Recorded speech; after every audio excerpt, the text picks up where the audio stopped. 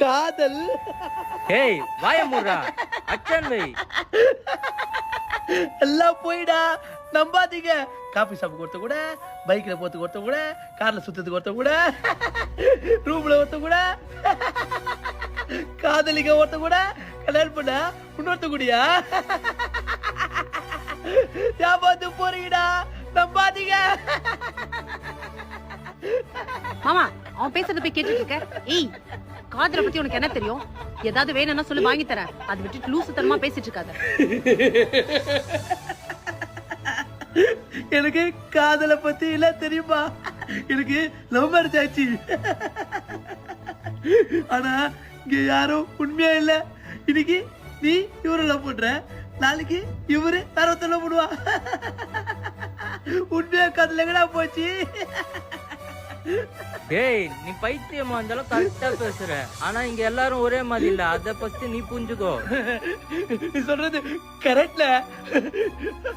ஆனா நான் லவ் பண்ற பொண்ண வேற ஒருத்தவங்கள பார்த்தனா, அப்போ என் மனசு அங்கேயே செத்து போச்சுன. ஆனா அவ என் கூட இருக்க மாதிரி, நான் அவளை கல்யாணம் பண்ண மாதிரி எனக்கு தோணுதுன. ஆனா எல்லாமே போயின. என்ன எல்லாரும் பைத்தியம் சொல்றாங்கண்ணே. நான் பைத்தியம் இல்ல, நானே கூட தான். அண்ணா நீங்க பைத்தியம் இல்லண்ணா. உண்மையா ஒருத்தவங்களை நேசிச்சா இந்த உலகத்துல அவங்க எங்க இருந்தாலும் கண்டிப்பா உங்களை தேடி வருவாங்க. உண்மையான காதலா?